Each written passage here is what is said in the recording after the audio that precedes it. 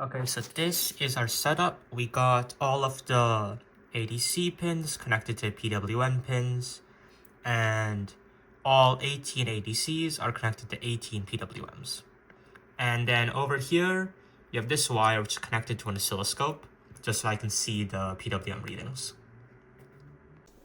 Okay, so this is the lab website. The CSS is broken on the main page, but if we go to the Potentiostat page, everything's back to working. So this is a USB interface I implemented to control the TNC. First, you have to connect the read port. This is where the data comes out from. Then connect the control port. That's where you control the TNC. Then over here is where you can configure everything, set the sample rate. The default is 10,000 Hertz. Set the PWM frequency. The default is 2000 Hertz. And then for each PWM pin, you can set the duty cycle, essentially how high or low it should be. So as you can see over here, I have an oscilloscope connected to pin number 2 right now.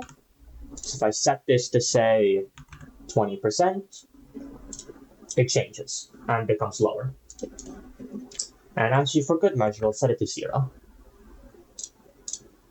Okay, as you can see, it's flat. So now if you want to start recording, you just hit the start recording button, and when you're done, you hit stop recording. As you can see, data has been downloaded, and if you click it, it will open. And now it's been opened. Okay, so as you can see,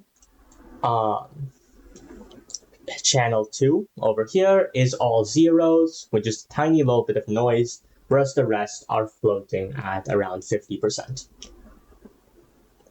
So that's a pretty general overview of how to use the USB interface. I'll be adding a documentation and setup guide as well to the bottom eventually, but this is a good base.